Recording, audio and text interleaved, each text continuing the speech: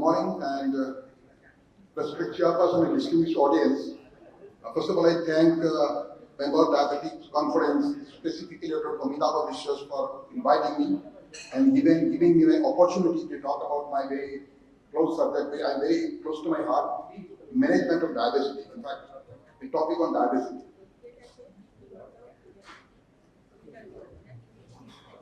The term diabetes was coined by Simsetel, described the very strong pathophysiological link between diabetes and excess body weight in 1970. But nowadays we use the term for the patients who have got both obesity and diabetes. And visceral adiposity, which leads to insulin resistance, is the feedback mechanism in the development of diabetes. The insulin resistance is very, very important. Therefore, an ideal treatment strategy for the disease should also include optimal management of obesity, not only diabetes. That is important. And we know that diabetes is rapidly growing worldwide, and 285 million to 556 million in 2021, and the projection is 783 million in 2040. But this epidemic of diabetes is nowadays actually obesity driven. And there is devious duo, uncontrolled HbA1c and excess weight. 88% of people are overweight or have obesity as a diagnosis of type 2 diabetes. That is very, very important, almost touching 90%. It was not like that before. And 77% patients with type 2 diabetes across India have an HbA1c above 7%. But the point is maybe many things: delayed diagnosis, delayed intensification, delayed insulin initiation. But the one point is very, very important in patients with diabetes. The control of obesity is also very important for control of HbA1c. And we can see very clearly that greater weight, greater rates. From the normal weight to the severe obesity, you can see there is a 22-fold increased risk of developing diabetes with severe obesity. We call it morbid obesity. And this is not an Indian study, we don't have a study like that. The cost of health cost goes above by 46% in people with diabetes and obesity. This is an American study, we don't have a study like this, as I say. And you see the cutoffs are actually different. These are Caucasian cutoff point. Our cutoff is different for obesity. Up to 23 we are normal, actually 22.9. Then from that onwards to 25 we are overweight, and above 25 we are obese, and above 30 we are morbidly obese. And above all, we are different from the Caucasian. Dr. Puri said we are actually different. We have got more central obesity. And our people with normal BMI, they have obesity when they have increased waist circumference, or the very one that has come out, the very good is the waist to height ratio. It is a very good predictor of the future complication. And obesity is associated with multiple complications, full of complications you can see. Metabolic, mechanical, mental, all sorts of complications. So on top of diabetes complication, microvascular, macrovascular, all these complications can happen. So definitely cost will go high, morbidity, mortality will go high, not out about it. But the thing is that if you can reduce the weight, greater the weight loss, greater the improvement in overall health and complication. Only 0 to 5% weight loss can cause decrease in hypertension and hyperglycemia. 5 to 10% weight loss, prevention of type 2 diabetes, NFLT, PCOS, and dyslipidemia. 10 to 15% weight loss, CVD disease can be reduced. Urinary stress and incontinence. It is very one of the important complication of mechanical complication of obesity. Then NASH, obstructive sleep apnea, knee joint, osteoarthritis in knee joint, a very, very important thing. I was obese actually. I could avoid diabetes, but I had to do my knee replacement. And by 15% more weight loss, you can have type 2 diabetes remission. You can decrease CV mortality, and specifically heart failure is protection. So, decreasing weight is very, very important. And weight loss and type 2 diabetes prevention is the diabetes prevention program. You can see the rates of type 2 diabetes fall significantly in reduction in body weight. You know that. But weight loss and diabetes control, and from Cook ahead study, you can see that even modest weight loss improves glycemic parameters. So as I say, in people with diabetes, the weight loss is very, very important for control of diabetes to lowering HbA1c.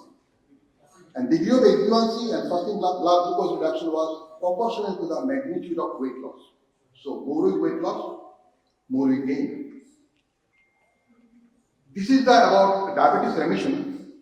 This is the very important direct trial, but I won't talk about much because that is a session on it, just after this. But in this study, one interesting study, it was done in primary care setting. And low calorie meal replacement was given with structured support for weight maintenance. And wonderful thing was achieved. 46% patients in intervention group achieved type 2 diabetes remission. No drug was given, drugs are withdrawn. All anti-diabetic, all anti-hypertensive were withdrawn. It's a wonderful study. And the greater loss weight led to greater proportion of patients with remission. So again, you can see it's a wonderful thing. Now, I'm going to very short presentation. I can go with everything of the diabesity management, and this is the important issue to look at: MFLD, OSN sleep disturbance, dyslipidemia and cardiovascular disease, cardiovascular risks, hypertension and coronary artery disease, diabetes related chronic kidney disease. Obesity is an independent risk factor for chronic kidney disease. So all these things should be taken care of, but it's not possible, and many of the things should be covered in the oral or already has been covered. And this is a weight management as usual, lifestyle, diet and behavioral therapy. And this is a cornerstone, diet is a cornerstone. Low calorie diet is a cornerstone, but in diabetic patients should be given very carefully. And physical activity actually helps in maintaining weight loss. And for all this to achieve, we need behavioral therapy and patient support system. Drugs, many of these drugs are not available in India. Orlistat I don't think is an anti-obesity drug because it cannot achieve 5% weight loss. But still it is there in all the guidelines. It has got a lot of problems. Weight loss surgery is very, very important. It can achieve great goals. And there are different types of laparoscopic adjusted gastric band, laparoscopic gastric Roux-en-Y bypass. These are very, very important, and on the morbid obesity with complications, they should be avoided. I mainly focus on the choice of anti-diabetic medication in the people with diabetes. And we know that DPP-4 inhibitor and alpha glucosidase inhibitors are weight neutral. Whereas GLP-1 receptor agonists, SGLT2 inhibitors, metformin and carbinator is not available in India, causes weight loss. Whereas insulin, sulfonylurea, magnesium and hydroxyurea causes weight gain. But that doesn't mean we won't use insulin. We'll look at it later on. We have to wait. Because as I say, our obese people are different from the Caucasian people. Caucasian obese have mostly insulin resistance. But our population has got both insulin resistance and beta cell dysfunction occurs very fast. So we are different. About metformin was used in Wikipedia in 340 patients with obesity and it showed wonderful good result. Diabetes endpoint reduced, mortality reduced. So it was wonderful. And from that study, it actually became very famous. There are great studies with metformin, but that study was very important. So metformin is being used and will be used. Then of course the GLP-1 first comes to our mind in diabetes. This is the best medicine possible. And we know that GLP-1 receptor agonists work by stimulation of insulin secretion and suppression of glucagon production in terms of controlling hyperglycemia. Furthermore, they modulate receptors in the gut to delay gastric emptying as well as neurons involved in the appetite regulation. That is the neuron.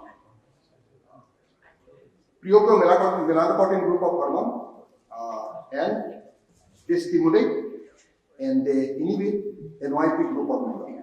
And that is the increase satiety and so meal portion goes down.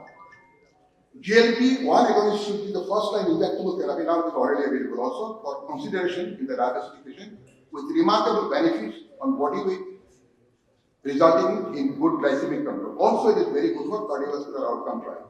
So it is very good drug. And we know that how it happens actually it is the appetite as I say acting centrally, it is very, very important, centrally acting and stimulating insulin release and reduce glucagon release, thus helping in reducing glucose. And it also in the liver, it reduces glycogenolysis and decreases gluconeogenesis, so the hepatic glucose output goes down and delays gastric emptying. So mechanism is very clear. The very important thing is it acts centrally. Now sulfonylurea. Classically we know that sulfonylurea causes weight gain, but in India we have to use sulfonylurea also in obese patients. We cannot do without it. And as I say, our patients are different from the Caucasian because there is again lack of insulin due to beta cell dysfunction. But there is one good thing that advanced trials show that glycoside causes very little weight gain. So it is the drug of, we can prefer this drug in the people with diabetes. Hazelnut definitely causes weight gain, 2.3 to 4.25 kilos, but it has got other good things also. They increase glucose utilization, decreases hepatic steatosis, and decrease circulatory free fatty. Now in the ADA latest guideline about the MSLD or NSLD, they have said the drug of choice is actually GLP-1 receptor agonist and pioglitazone. There is no place for saroglitazone by their I don't know for what, is American bias or not, but whatever. There is only two drugs. So in many people, they have got MSLD because MSLD in diabetes is common and diabetes is more common. So when we cannot give it GLP-1 agonist, I think we can give a small dose of pioglitazone also. And that along with SGLT2 inhibitor, it can be a good choice. There is studies coming out in India.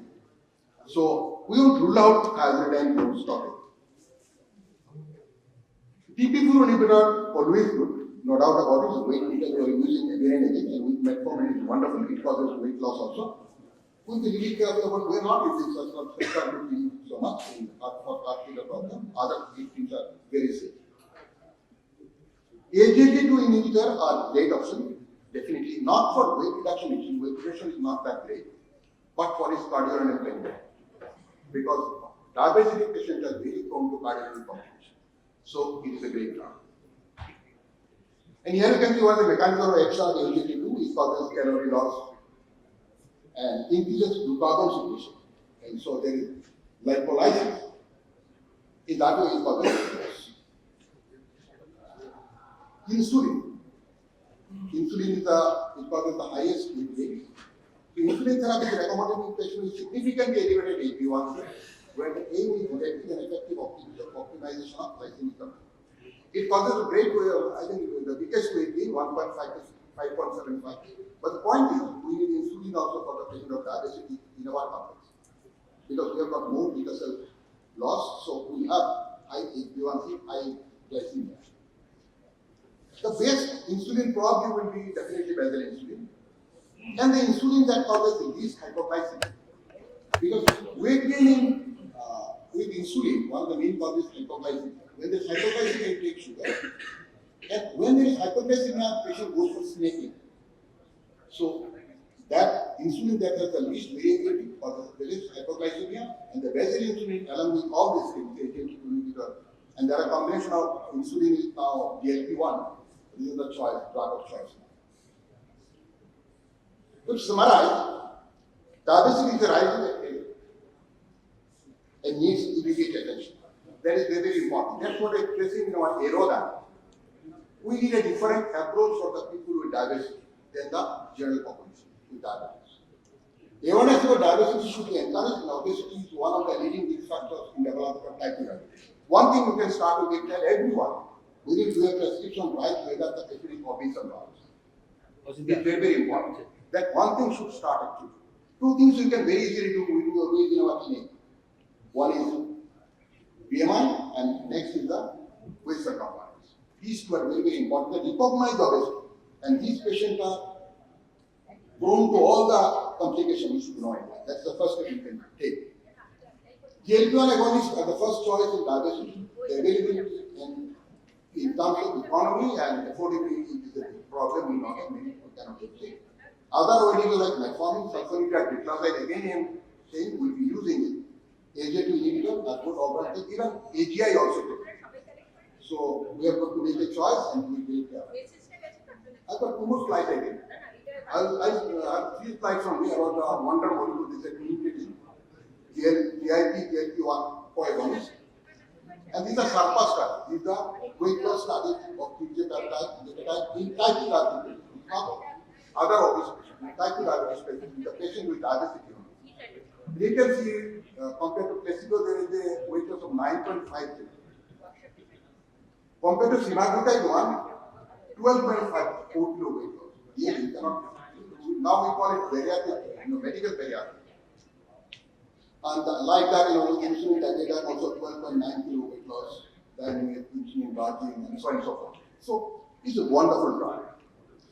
But I think the way are very, very costly, and you cannot use it for the patient, most of the patients. And there is about the HbA1c lowering, and compared to placebo, there is 1.86, compared to semaglutide 2.46, and like that with Decoded 2.37. So patient can breathe, non-diabetic range at time, below 5%. So these are some of the ingredient. So this is the way, and it. Thank you very much for your time.